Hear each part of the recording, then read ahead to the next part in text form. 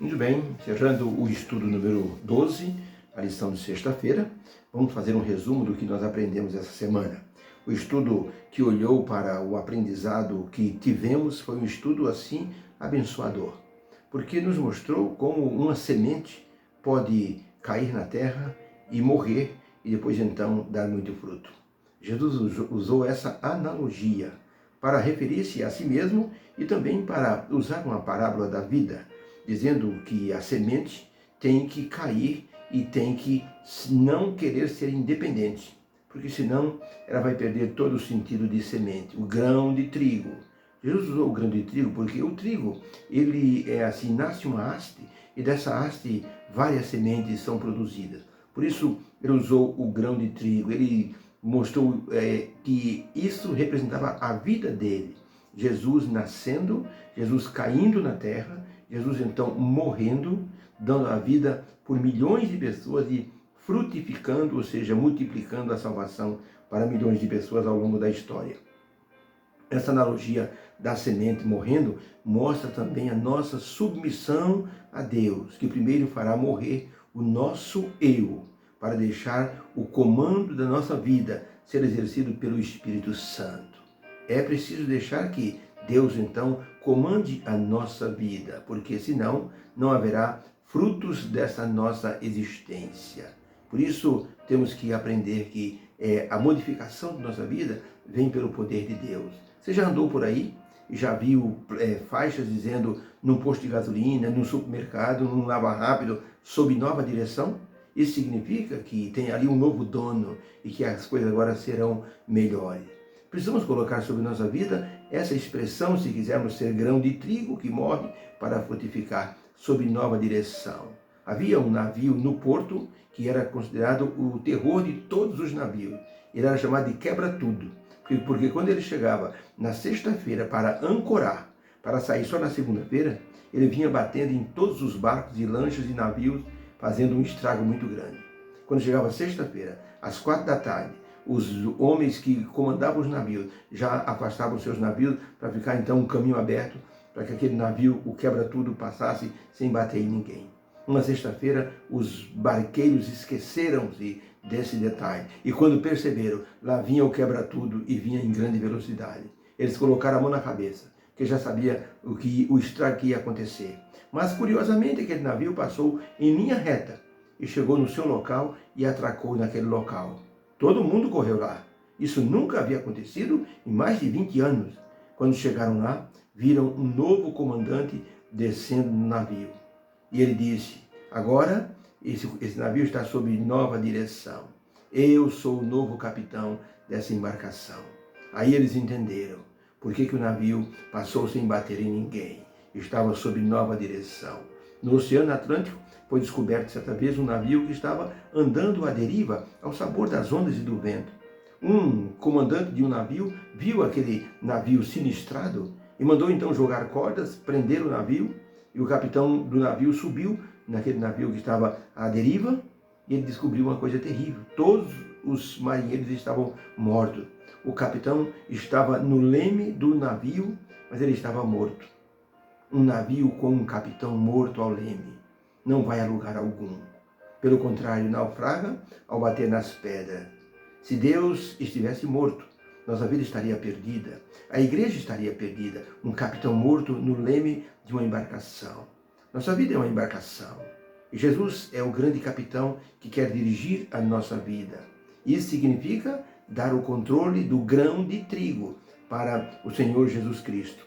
Aprendemos nesse estudo que o morrer da semente para frutificar em nova semente significa que devemos buscar conhecer a bondade divina e assim conhecermos também a vontade divina, nos oferecendo como sacrifícios vivos a Deus e tendo a mente renovada através da morte do nosso eu e talvez da renovação de algumas outras áreas da nossa vida. O apóstolo Paulo diz assim, vocês devem renovar, ofereçam-se como sacrifício vivos a Deus, Romanos 12, verso 1, ofereçam-se como sacrifício vivos a Deus, para que vocês tenham a mente renovada. Pode ser que como grão de trigo, nós precisemos ou necessitemos de uma renovação em algumas áreas da nossa vida, áreas como, por exemplo, a adoração, áreas como a devoção, a fidelidade, a comunhão, a libertação dos pecados. Eu conheci um homem numa igreja. Ele deu todo o dinheiro para fazer toda a igreja. E um dia o pastor, desavisadamente, elogiou todas as pessoas que trabalharam na construção da igreja. Mas o pastor não fez nenhum elogio ao homem que patrocinara tudo para aquela igreja, para que ela ficasse bonita. Inclusive, pagando trabalhadores para pintar a igreja, colocar piso, deu os bancos da igreja. E o pastor não mencionou nada disso. O homem levantou-se visivelmente irritado. Era um homem rico, mas era um homem orgulhoso. Ele gostava que mencionasse o nome dele, que honrasse o nome dele. Como o pastor não fez isso, ele levantou-se visivelmente aborrecido e saiu pisando forte pelo corredor da igreja. Na porta ele disse: nunca mais volto aqui. Foi um momento muito triste para a igreja. O pastor depois foi visitá-lo, pediu desculpa, perdão para ele pela falha. Esse homem rico foi tocado pelo Espírito Santo, teve sua mente renovada e Deus mudou algumas áreas na vida dele, principalmente a área sentimental. Ele se tornou um grande ganhador de almas depois. Se juntava com os irmãos mais pobres, ia fazer visitas e se tornou uma bênção para a igreja. Pode ser que, para sermos grão de trigo, precisamos morrer para algumas coisas, como, por exemplo, a morte do nosso eu, do nosso orgulho pessoal, da nossa lisonja pessoal. Outro ponto que foi destacado nesse estudo foi a necessidade que nós temos de ouvir Deus falando conosco. Muitas vezes nós não queremos ouvir, muitas vezes nós queremos apenas falar na nossa vontade. E Deus quer falar conosco.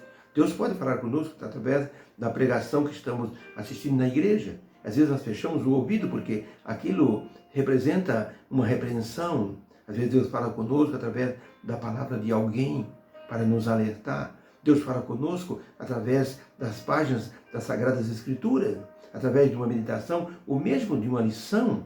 E às vezes nós fechamos nossos ouvidos, não queremos ouvir. O menino Samuel disse para Deus: fala, Senhor, porque o teu servo ouve. Os filhos de Eli não quiseram ouvir a Deus e morreram fulminados. O sacerdote Eli também não quis ouvir a Deus e Deus mandou uma mensagem para ele, ele teve que ouvir depois. Ele disse: Deus é o Senhor, que ele faça o melhor.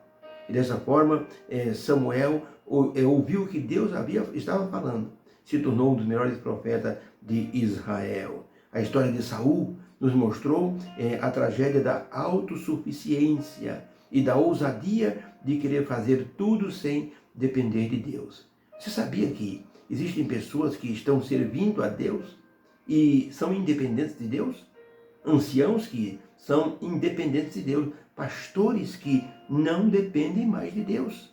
Alcançaram um nível de teologia tão forte e de conhecimento tão amplo que não precisam mais de Deus no conceito deles. E isso se torna uma tragédia. Os sermões se tornam vazios, mecânicos, sem o poder, o fogo do Espírito Santo para convencer os corações. Então é preciso que nós sintamos necessidade de Deus. Não podemos ser autossuficientes. Saul foi autossuficiente. Saul não teve paciência de esperar o profeta Samuel. E ele mesmo, se sentindo o ungido, o melhor, o escolhido, ele fez uma coisa que ele não tinha autorização para fazer. Ele ofereceu um sacrifício a Deus. Uma coisa boa, mas não era autorizado a fazer. E Deus o rejeitou. E escolheu o menino Davi para ser rei no lugar dele. Estudamos também nessa semana sobre substituição de Deus. Quando as pessoas querem substituir em sua vida o Senhor Deus. Querem colocar outra coisa no lugar. E isso nunca deu certo e nunca vai dar. Porque o Espírito Santo vai nos mostrar que precisamos sempre de Deus em nossa vida. Por isso, deixemos que Deus seja Deus em nossa vida. Sabe que quando nós somos assim independentes de Deus, nós queremos colocar outra coisa no lugar. Um professor de ciência disse para a sua classe: olha, Deus não existe. Isso é uma fábula. O menino levantou e disse: professor, eu discordo do senhor. Deus existe e eu sirvo a Deus. Ah, o senhor então é crente? Sou adventista do sétimo dia. Então o professor diz, muito bem, eu vou então fazer um teste com o senhor. Já que o senhor acredita que Deus existe, ele pegou um ovo da geladeira e disse, olha, eu peguei esse ovo na geladeira, vamos fazer um teste? Eu vou jogar esse ovo no chão, vou deixar ele cair. A lei da gravidade vai puxar ele para baixo, ele vai quebrar. Eu quero que você faça uma oração agora, na frente de todo mundo, e peça para Deus não deixar o ovo quebrar. Se isso acontecer, eu acredito agora que Deus existe. Você terá comprovado que Deus existe. Era algo difícil? Uma pessoa que queria colocar outra coisa no lugar de Deus, a sua filosofia. O menino disse, tá bom, professor, vamos então fazer o teste. Mas eu vou fazer a oração do jeito que eu quiser. Tá bom. Tanto que você peça para o seu Deus agir. Muito bem, disse o menino. Ele fechou os olhos e começou a orar. Senhor Deus, o teu nome está sendo desafiado nesse momento. O professor quer jogar esse ovo no chão. Ele quer que o Senhor impeça do ovo quebrar. Meu Deus, eu vou fazer o seguinte, eu não vou pedir para o ovo não quebrar. Eu vou pedir que o Senhor faça o seguinte, na hora que o ovo cair no chão e quebrar, eu peço que o Senhor fulmine o professor com um ataque cardíaco na hora que o ovo quebrar. E ele disse, vai provar para todo mundo que o Senhor existe. O professor não vai mais zombar do Senhor, mas todo mundo vai saber que o Senhor existe. Então, Senhor, que ele seja fulminado na hora que o ovo cair no chão. Em nome de Jesus, amém. O menino abriu os olhos e disse, pronto, professor, pode deixar o ovo cair. O professor olhou para o ovo, olhou para a classe, que estava na expectativa. Foi lá na geladeira, colocou o ovo de volta e a aula terminou naquele momento com uma grande salva de palmas para aquele garoto corajoso. Não tente colocar outra coisa no lugar de Deus, não vai dar certo. Tem que ser Deus, deixe Deus ser Deus em sua vida. Ele pode dirigir tudo o que você vai fazer. Por isso, diz o texto bíblico, de Salmo 34, verso 7, entrega o teu caminho ao Senhor, confia nele e o mais ele fará. Vamos ser grão de trigo, sementes que caem, mas que tem um semeador que vai direcionar essa semente para a boa terra, para que ela possa frutificar. Deus abençoe e que essa lição tenha sido uma bênção para a nossa vida. Deus querido, obrigado por esse ensinamento, por aquilo que o Senhor pode produzir em nossa vida através da morte do nosso eu, da submissão ao teu poder. Agradecemos, pedimos uma sexta-feira abençoada e um sábado feliz na tua presença, em nome de Jesus. Amém. Fica com Deus. Um beijo no coração. Transmita esse nosso vídeo para outras pessoas, compartilhe, entra lá no YouTube, você se inscreve, ativa o sininho, põe o seu joinha, isso ajuda bastante ao nosso crescimento diante da comunidade adventista. Deus abençoe você, que haja uma bênção para o teu coração. Fica com Deus. Obrigado.